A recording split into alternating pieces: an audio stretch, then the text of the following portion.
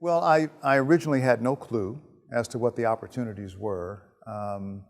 I had just graduated from law school, and I submitted applications before coming down to Miami, and no one responded. And at least the responses that I received were all negative, all no, but for the most part, no one responded, for the most part. Out of maybe 100 resumes that I sent, no one responded except maybe 3. And the ones who did respond said, no, we're not interested. But I was not deterred, so I came down to Miami and went from building to building to building in downtown Miami, resume in hand, knocking on doors. And it took me 3 weeks, and I didn't have any money, really, to speak of. And on the last week, by last I mean the week that my money was going to run out, I had enough money to spend for dinner $1 a day, and I bought Church's Chicken. They had a 2-piece with a biscuit and a drink for $1 back then. And so that was my dinner for Monday, Tuesday, Wednesday. And on Thursday, I received 5 job offers. On Thursday. My plan was that if I did not get a job on Thursday, that I would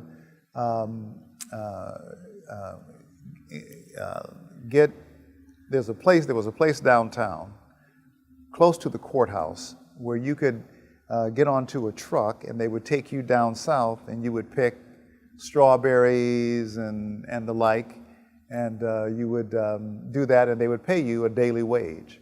So I was going to do that, but I didn't have to. So on Thursday, I got these 5 offers. So the one that I wanted, the offer that I wanted, was with a superb downtown law firm, one of the best law firms in town. So I went to that law firm and spoke with them and accepted the offer. And then I told the partner with whom I was speaking, I said, well, so we're all set, right? He said, yes, Robert, we're set. I'll see you Monday morning. And I said, well, you will only if you are able to do something for me. He said, what? I said, I need money to eat between now and Monday. Wow. And he said, oh, Robert, sure, we'll give you an advance on your pay. We'll give you a week advance. And he did. And so I celebrated Thursday night. What did you eat that night? I had spaghetti. I had spaghetti and a glass of wine. Yes. That you made? Or No. You know where I went? Don't say Mama Jenny's. I went to Mama Jenny's. No way. That's how I learned about Mama Jenny's. Of course, which we ate for the next 30 years. 20, 30 years. No kidding. Yes. Wow. Yes. Wow. That's right. So the opportunities weren't many, but they were here. I found opportunities. And it was a blessing. It was a blessing to find them. And from that point forward, things worked out just extraordinarily well. Extraordinarily well. I never had to search again for a job. When I left one job, it was because I had either negotiated to go to take a different job, or people at a different location asked me to come and join them. So, my employment career as a lawyer has been extraordinarily blessed. It is inconceivable that with the credentials that I had, the academic credentials that I had, that I had to search so hard for a job. It's just inconceivable.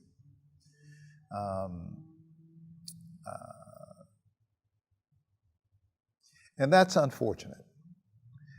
But it spoke to the nature of Miami at that time. The job that I did ultimately take, the first job that I took, I was the first black ever to be hired into that firm. And it was a substantial law firm, one of the best law firms in Miami at the time. And they had never had a black in that firm, which is pathetic. It's really pathetic. Now this was 1979.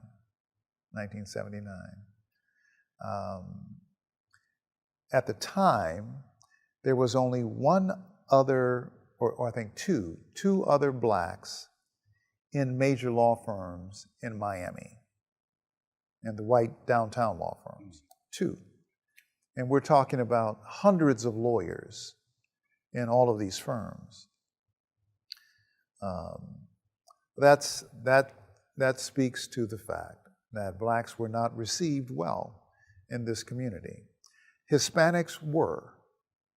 A good friend of mine in the first law firm that I went to is Hispanic. He had come from Cuba when he was a young boy, and had done well, had gone to law school, and he was at that firm as well. He ultimately left that firm and went with Bell South, and did very well at Bell South. Years later, and this is quite a number of years later, and I had transitioned to two different locations in terms of employment, but I happened to see him on the street, on Flagler Street, downtown Miami. And we talked, and that's the first time I had seen him in years. And we were really good buddies, at the first law firm. And he asked me, well, what am I doing? And at the time, I had my own law firm. I had left the first law firm. I had become an assistant state attorney, working for then the state attorney, Janet Reno.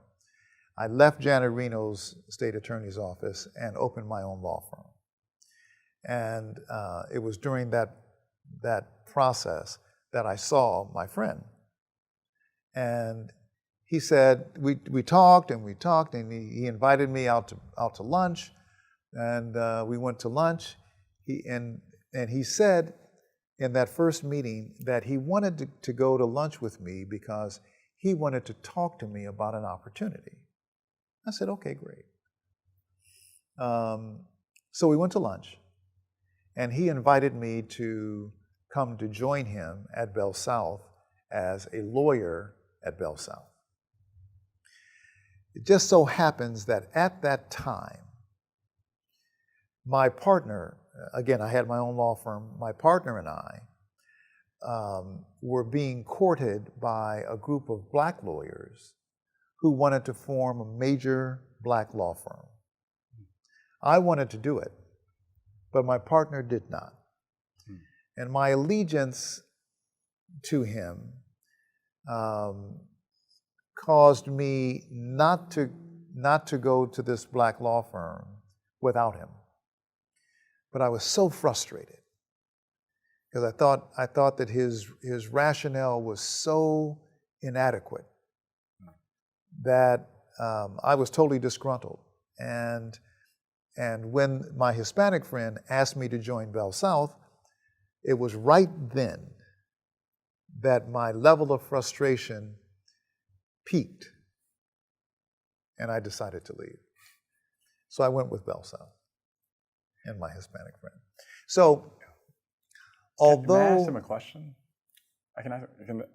Sure. The lawyers, the black lawyers who were courting you, who were they? It was H.T. Smith, Really? Jesse McCrary, Wow. Harold Long, and one other lawyer, and my partner and myself. What a firm that would have been, man. And they wanted me to be the managing partner. It would have been one of the most significant firms in town. That would have been transformative Absolutely. for Miami. No question about it. 100%. No without question about it. To have that concentration of Black energy and power and the intellect that you all had in that group consolidated into one firm, that would have been nuts. It would have been just crazy. Wow. Just amazing. I never knew that. Yeah, it would have been amazing. And we had actually located space right on 5th Street, right across from the college. And it's a corner building right across from the church. On the north, both the church and this building are on the north side of the street, and they both are on opposite corners. That building's still there? Yes. That's my neighborhood. Yes. That's right around the corner it is. from my house. Yeah. Yes.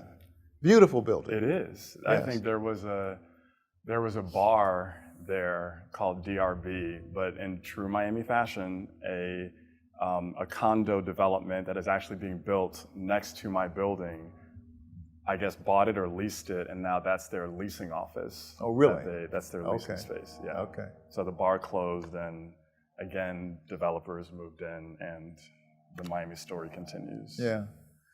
But that would have been just a great move. Yeah, wow. A really great move. So. You were getting to a point about how it was easier for your Hispanic friend than it was for you. I wonder if you could elaborate on that. Well, I say that without really knowing about his travels. I don't know actually how difficult it was for him, but he was already in the first firm that I went to, and he was doing very well. And there were other Hispanics at the time. One of the main partners, was an Hispanic guy, or a Hispanic guy. And it was not unusual that in the major firms that there were Hispanics who had ascended to significant positions, partners, but there were no blacks. Now there were two other black lawyers in other major firms at the time, both of whom were doing very well. And they, as I recall, they were not partners yet, but they both became partners and did extraordinarily well. Yeah. But it was challenging. Like I said, I was the first black at that firm. George Knox, who was the city attorney for the city of Miami at one point, followed me as the second black lawyer. But that was probably 5, 6, 7 years later. And the fact that he was the second black lawyer speaks volumes about the challenge that black lawyers had back during that period. And that he had to be a former city attorney, right, to be able to get to that level of firm. Right. That the black man had to be 10 times better than his counterparts to get the same position. Absolutely. It's very true. It's very true. And it's very sad. It's very sad. Now, of course, we were very pleased. I was very, very happy, to become a member of that firm. But the reality did not escape me then. It did not escape me that in 1979, which for you all, you're young, and that seems like a long time ago. It really was not a long time ago. So in 1979, after the civil rights movement had come and become quelled, and we had grown out of the civil rights movement. Now, of course, the civil rights movement has never ended, but the real thrust of it, the 1960s, had come and sunsetted. The civil rights legislation was still in existence, of course, but the real thrust of it was over. And so one would think that by that time, society had moved forward aggressively so that the notion of these firsts would not have been as prevalent. But the truth is that in most of what I did, in most of what I was able to accomplish, I was the first. So my upbringing in Miami was very different than, I would say, most other young Black boys coming up. My parents were able to afford opportunities for me, and I don't mean financially, I mean just providing opportunities for me that gave me access in a way that many other young Black people just didn't have. I was able to attend the best schools. I attended the Cushman School, where I now sit on the board. I attended Ransom Everglades School. These were not just renowned locally, these were nationally renowned institutions. And from there I got, just the best education. It was well-rounded in many ways. It was challenging. I tell people all the time that I don't believe that any of my counterparts were better prepared for college than my sister and I, period. We went into college all 12 cylinders firing and ready to go because of the preparation that we got from schools like Ransom. So there were a number of doors open for me as a young person that I don't imagine were open for other young Black men. One good example of that is when I was in college, I was looking for an internship. Must have been my sophomore year, and I attended Florida A&M University in their School of Business and Industry, where I was studying to get my master's in business administration. And the program really was geared toward preparing students to go into corporate America, to get finance jobs, organizational management, and type jobs, and were more of the traditional business functions. And when I took all of my, you take those assessments that tell you what careers are good for you and all that kind of stuff. When I had taken all of those assessments, I was shown to be someone who had a very strong analytical side, but also a very, very strong and robust creative side.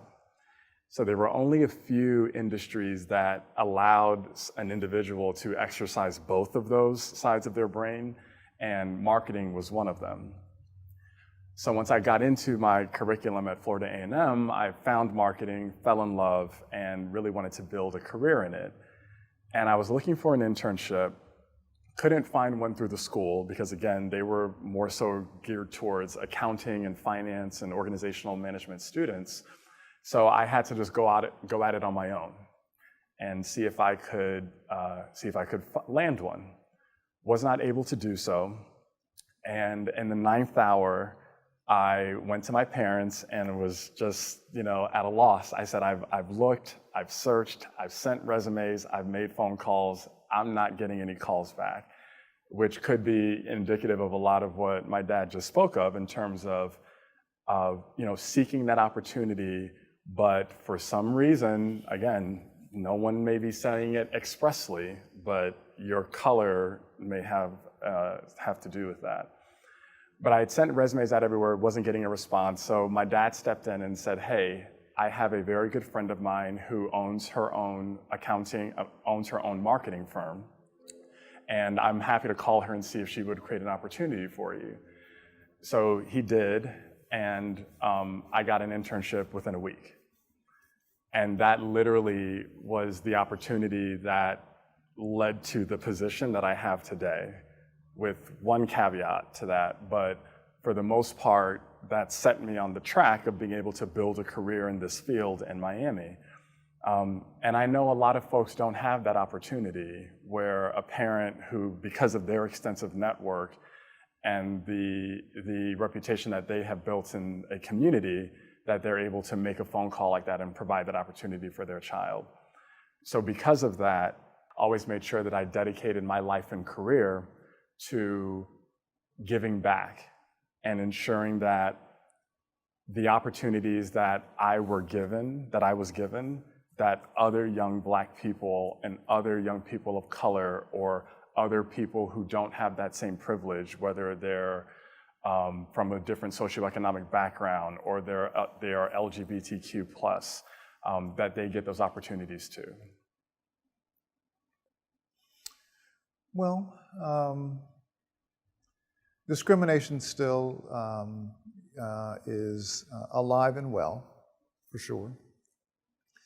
It still takes enormous talent for a Black person to succeed in this community. And it has become even more difficult in many ways because of the consumption of the opportunities, comma, this is not blaming, comma, of Hispanics. Okay, now, and I mean very sincerely, this is not a matter of blaming Hispanics, okay? It's just a fact that this community is now a heavily driven Hispanic community, and as a result, the opportunities for others are simply fewer. And that's not again, and I have to keep qualifying it, because I'm talking in large part about many of my friends, okay? Many of my very close friends who are Hispanic, okay? Number one. And number two, there is absolutely nothing wrong with people who come into a community and do well. I applaud that. What is necessary, though, in a community is for everyone to gain a piece of the opportunity pie. And that just has not been the case in this community. I cannot complain about my career. I can't complain about my son's career. I can't complain about the beginning of my daughter's career. I have a daughter who is a year older than Matt, who is now finishing up her PhD. She's a lawyer finishing up her PhD, and she's getting ready to come into the community as soon as she finishes. She's up in Chicago. Well, her school is up in Chicago at DePaul, and so she'll finish certainly within a year, probably less than a year. And when she comes, I think she will be another Beatty that I think has the potential to set ablaze. Oh, yes. Opportunities in this community. That's not the norm, though, for people of African American descent. It's just not the norm. We've been blessed. We've been extraordinarily blessed, and it's important for that kind of blessing to be spread among other people of color who have not had the kind of opportunities we have had. It's just critically important. It's important for a whole lot of reasons, one of which is that where there is true diversity, whether it's in a corporation or in a community, that community thrives even more significantly than it did without diversity. Diversity of thought, diversity of experience, diversity of culture enriches a community just like it enriches a company. And so once we as a community are able to mature sufficiently to understand that, we will open the doors much more widely and embrace those who otherwise have not been embraced. A lot has changed in Miami since my dad's time when he was first starting out in his career. I think the biggest change that I would point to is that now individuals can create their own opportunities. And there's a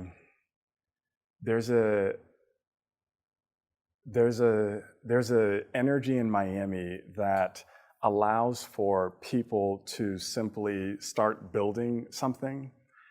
And if that thing is good and it helps people and it's beneficial to the community, you can create enough energy that folks will join you and actually invest real resources into what you're building.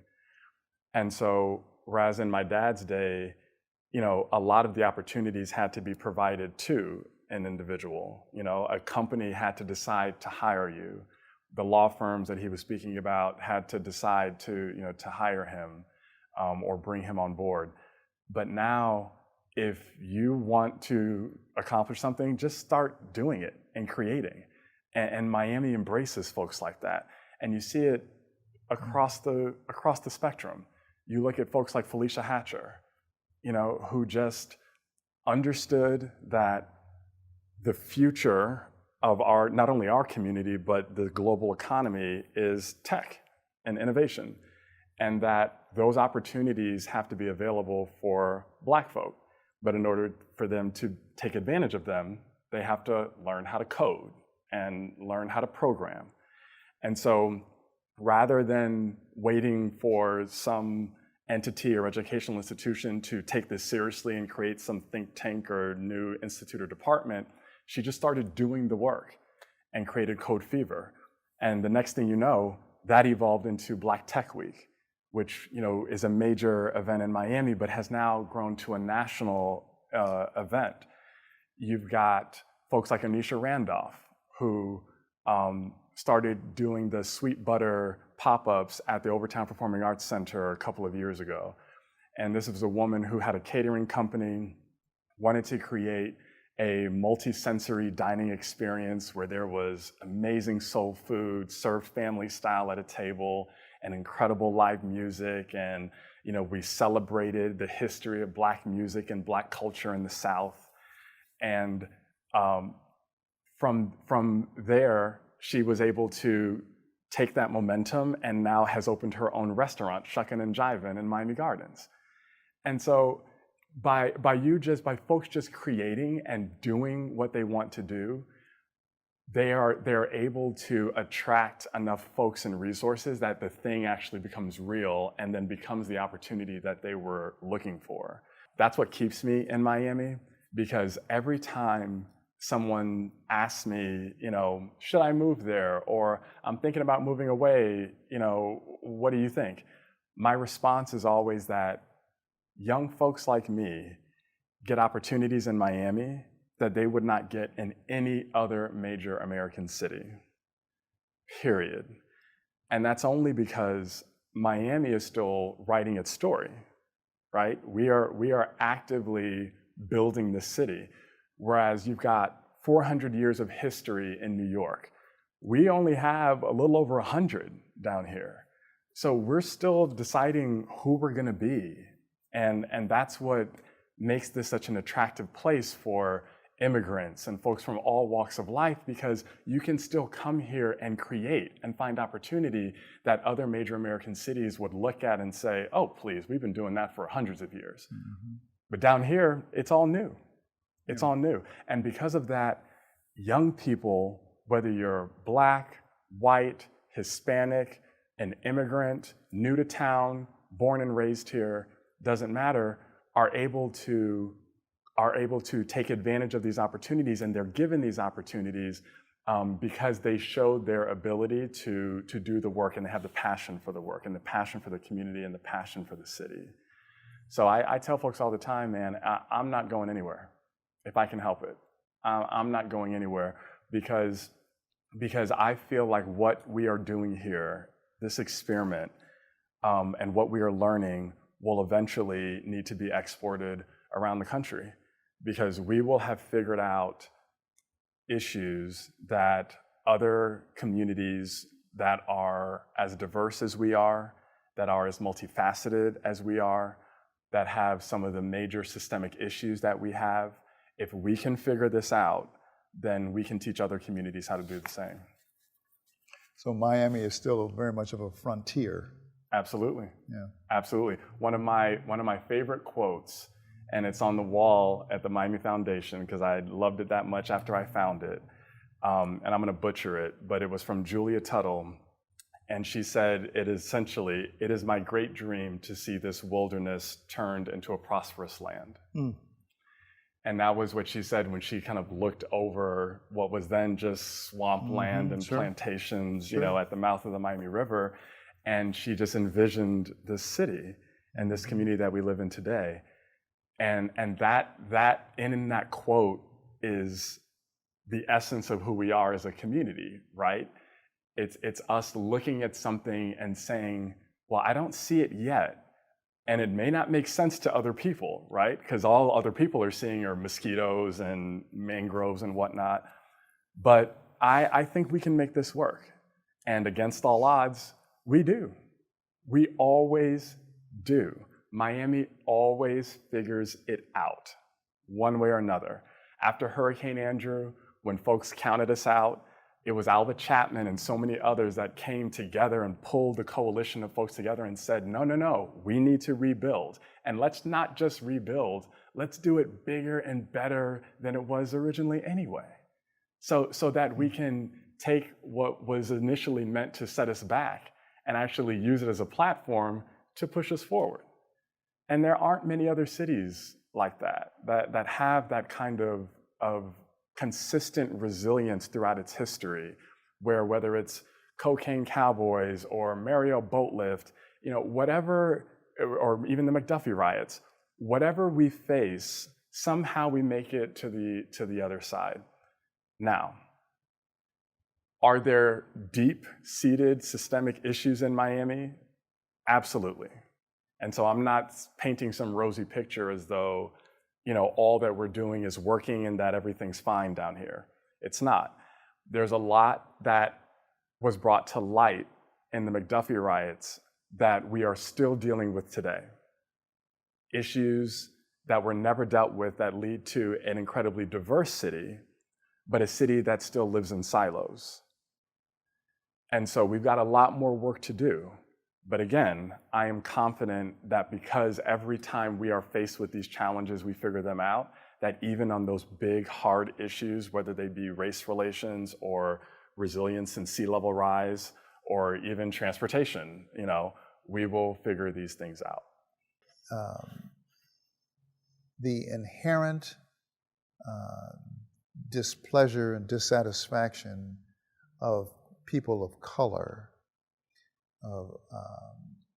was not new when the McDuffie riots occurred. It was not new at all. It was, in fact, the natural reaction to all that occurred, that had occurred long prior to the McDuffie riots. It was not the culmination, but at that moment, it was the culmination of generations of neglect of a people, generations of abuse of a people,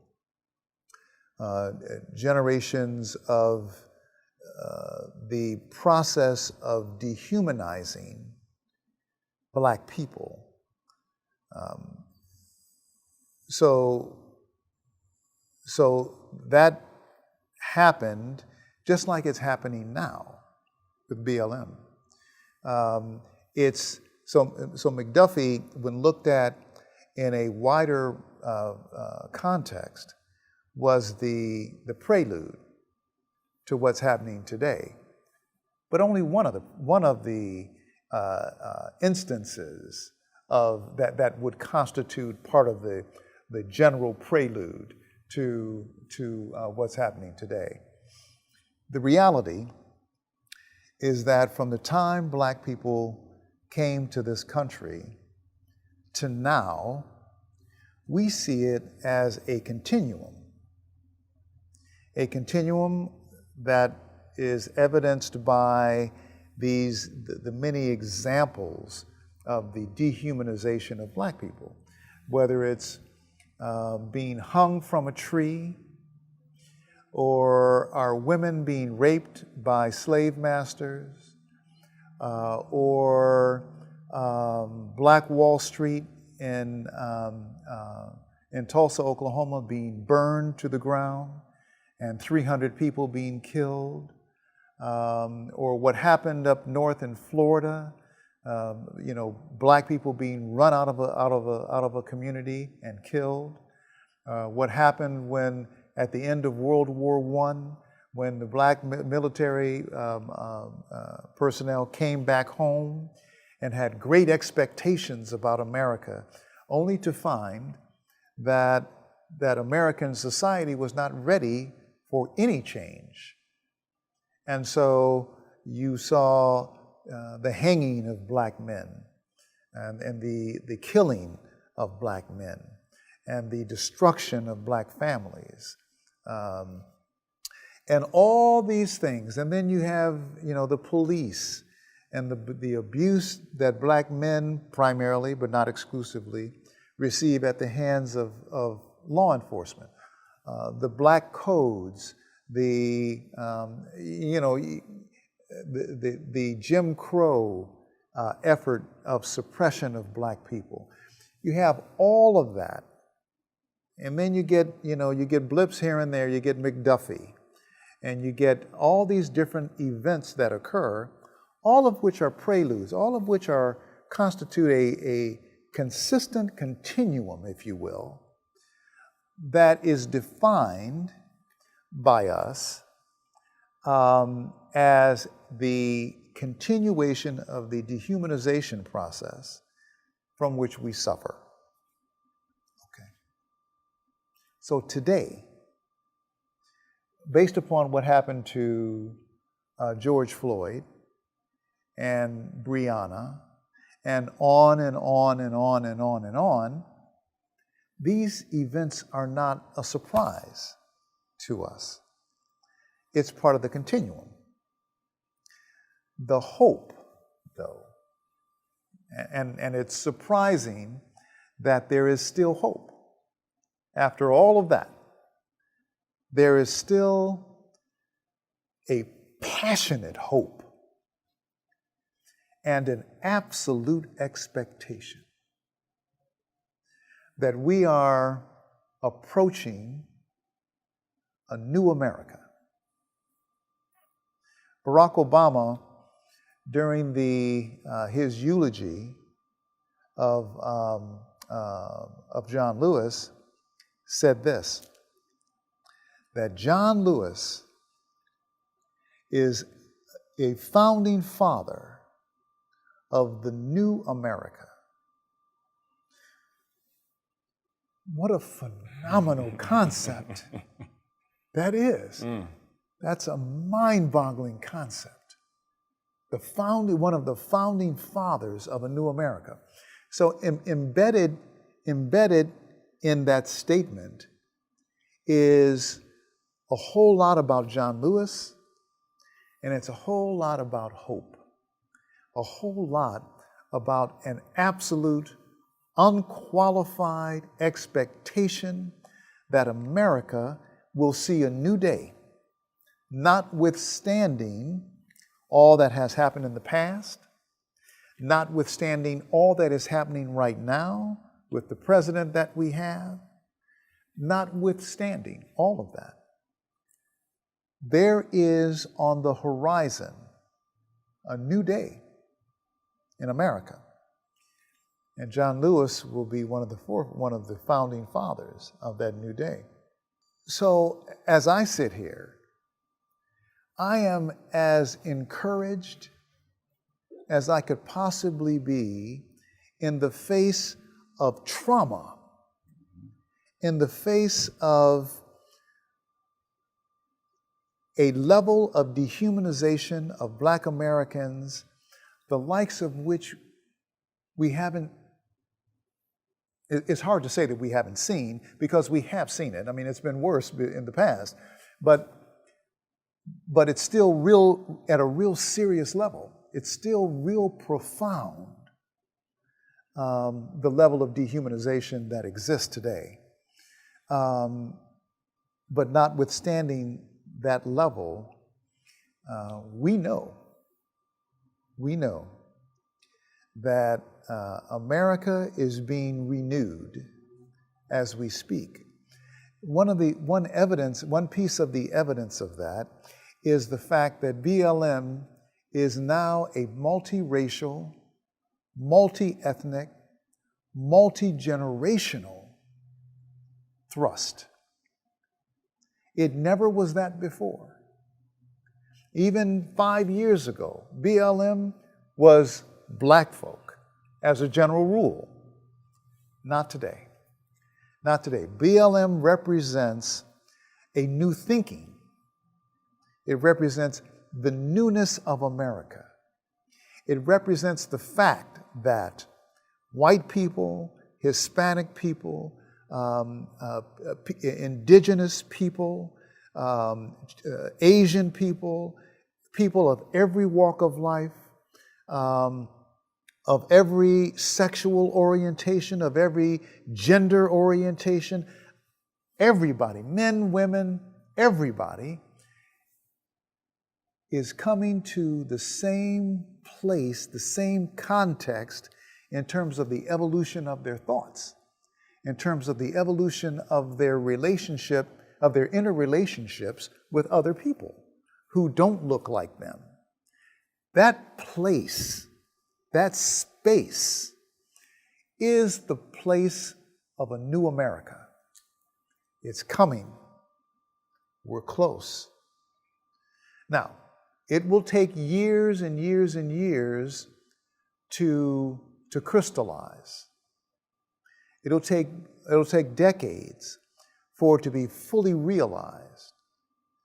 But we are at a turning point, I believe, in America, the likes of which our nation has never seen before. And it is extraordinarily encouraging. The vision that I had long before ever owning a newspaper, long before ever joining the Miami Herald. Years and years and years ago, I recognized that it is critically important that Black people own their voice,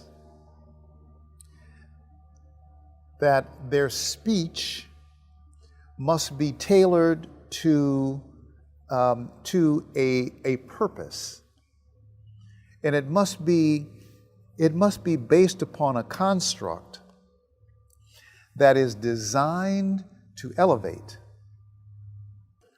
The motto in our paper is elevating the dialogue. Well, those words were chosen very intentionally.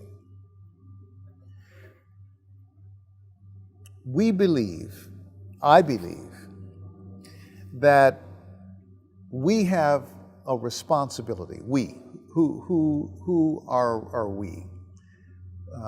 We are anyone who has been able to be a thought provocateur for themselves and for others. Now, that's not a function necessarily of education. It's not a function of position. It's a function of one's ability to look inwardly and to understand one's relationship with the world and what is needed to move us as a people forward.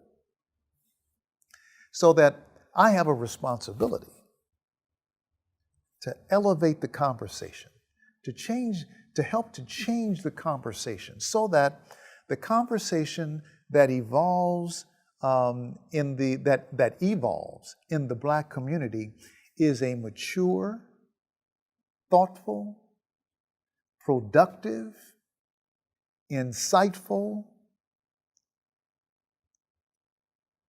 conversation that leads somewhere, that is destined to accomplish great things. And that's done every single day. Every single time we publish the paper, that should be the goal. And people should be able to see it in our print. So what I want to do is to capture the essence of people who are thinking people.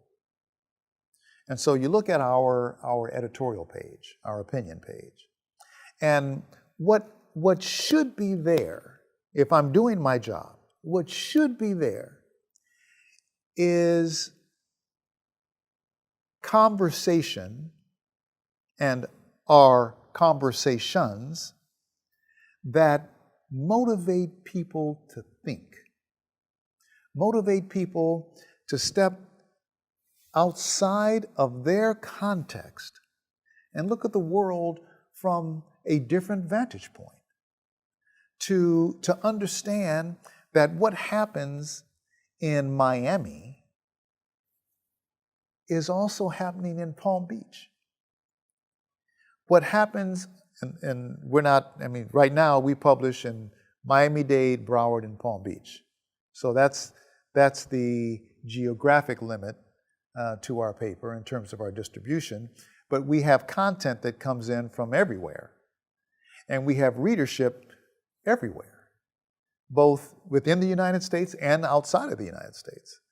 I received a call one day from a gentleman from Australia. He said, and he provided a substantive analysis of an article that came out 2 weeks before. And we had a conversation about that article. So our geographic scope is not limited to our distribution. Okay. So we want people to think, and to think beyond themselves and beyond their own issues, although we want them to consider their issues as well. But we want them to understand many things about what they're reading, that we have to think in a broader context. And it's a context that, again, has an end goal.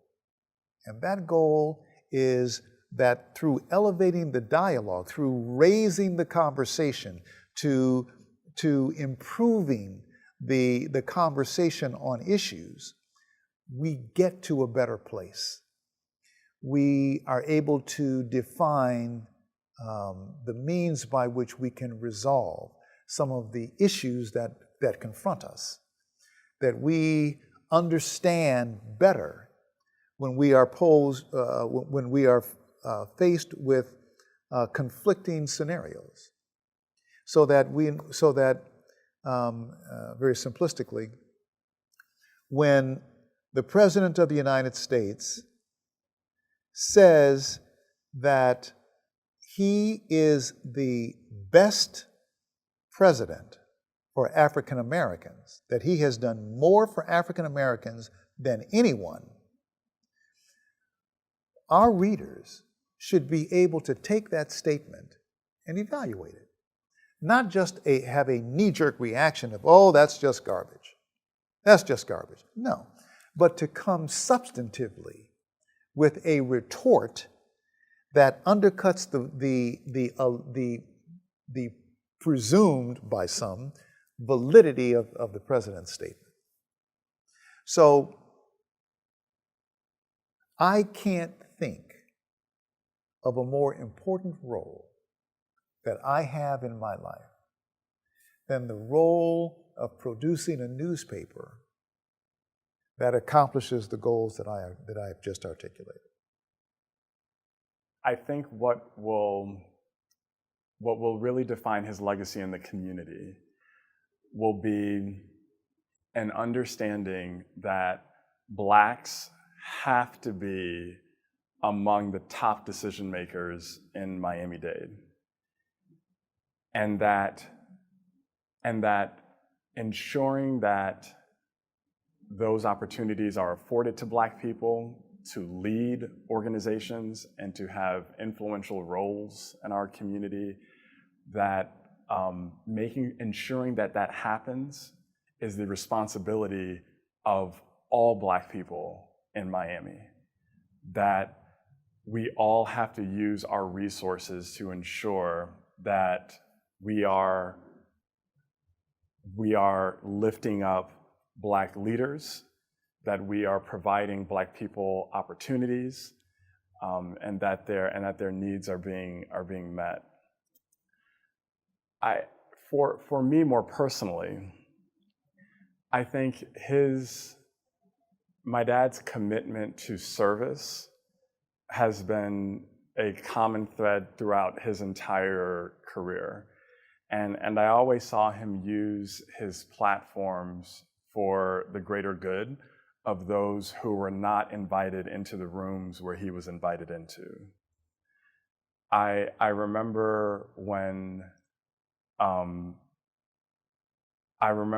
he was tapped for positions like being the chair of the Beacon Council, or when he would tell me stories about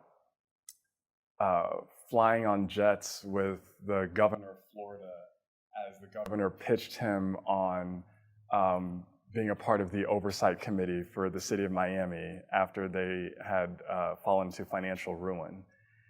And I would hear and see these things happening around me, and I'll sometimes read them in the newspaper once I was old enough to actually follow the news.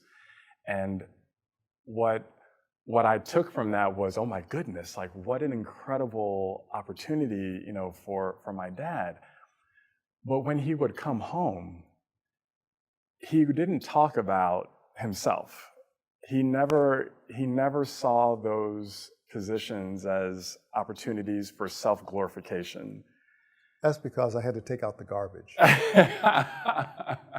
But let's just say we lived in a household where my mother ensured that when he came home, that he understood that he puts on his pants one leg at a time, just like everybody else. That's right. And when he would come home, that's the Robert Beatty that I got to know, because he would sit me down and he wouldn't talk to me so much about the glorification that he was getting through these positions. It was about how he planned to use those positions to benefit Black folk. And he would walk through the whole analysis of, this is what we can do with this, and we're bringing this person to the table, and now that, we've got this, kind of nucleus of resources, I think we can really, make this one thing happen that we've been trying to work on for so long. But it was always about how he could leverage his position for his community. And that's what stuck with me about all of the accomplishments that he has been lauded with throughout his career, is that you've got to use your position to help those who otherwise won't get the help that they need. And so that's why I've made my way to the Miami Foundation, is because that is a place that at its core seeks to democratize resources.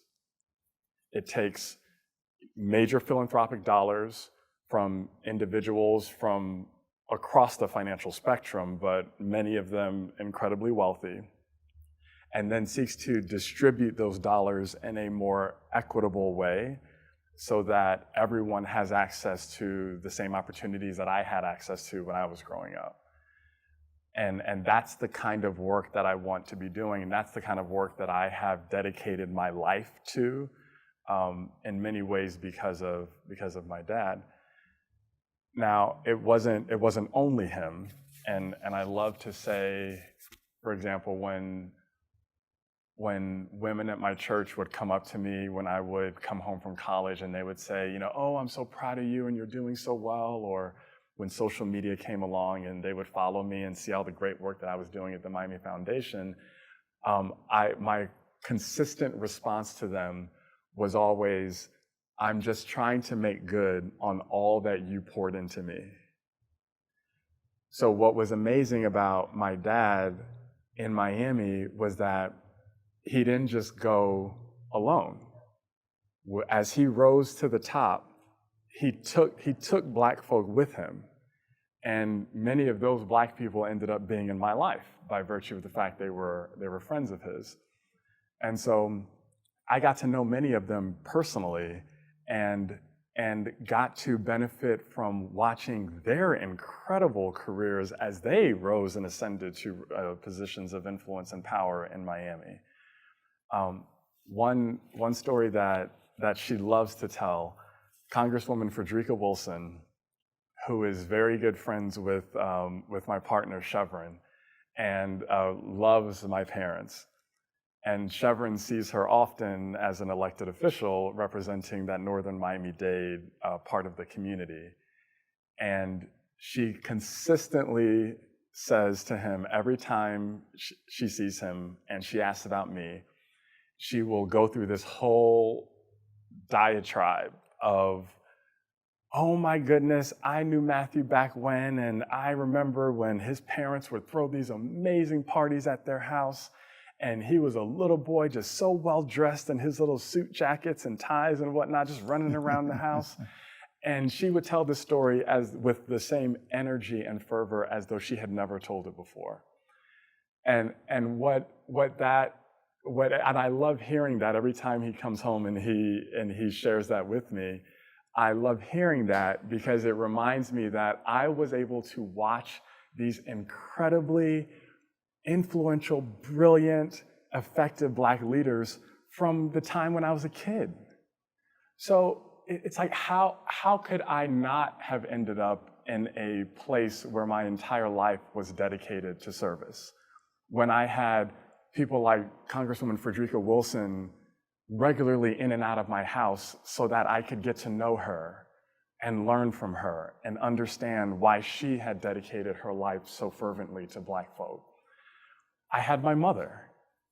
She, as an educator, rose to incredible positions of influence in the nonprofit sector, chairing boards, chairing the board of the Greater Miami YMCA, chairing the board of the Juste Trice Community Health Center, using her time after work dedicated to ensuring that people in Liberty City had health care, or children in Little Haiti had a community center that was safe where they could go to. And she would work on these projects long into the night after working a full day and raising us and being a wife to her husband and taking care of her mother who had gotten sick. It was just a culture of service throughout our house. And that sticks with me deeply to this day. And I know I'm not the only one. So when you talk about his legacy, I'm just one of the folks that have been impacted by that legacy and is living his or her or their life in a way that reflects the values that he set forth. Because what he also did was ensure that any young Black folk who were looking for direction, they found it in him. Regardless of where they came from, regardless of whether they were college educated or not, whether they had the same opportunities that his parents afforded him and that he afforded me and my siblings or not, he didn't care. If you had a heart for this community, and you were looking for a mentor and some guidance and understanding, he would take you under his wing. And because of that, those became my friends, right? So many of my current friends to this day were folks that during Christmas were invited to come to the house because they lived in Miami and couldn't make it home for the holiday, or they had no family at all. And so my father always opened the doors of our home to anyone who wanted to come and was looking for, was just looking for a place, looking for their tribe, looking for stability and a home. And so it's not just me. It's a crop of folks that he poured into that themselves rose and did amazing things for Black folk in this community. And so we will be living in a Robert Beatty influenced Black Miami for decades to come. It's pretty nice, huh? Well said. Thank you. You're welcome. Thank you. It's true. No, thank you all.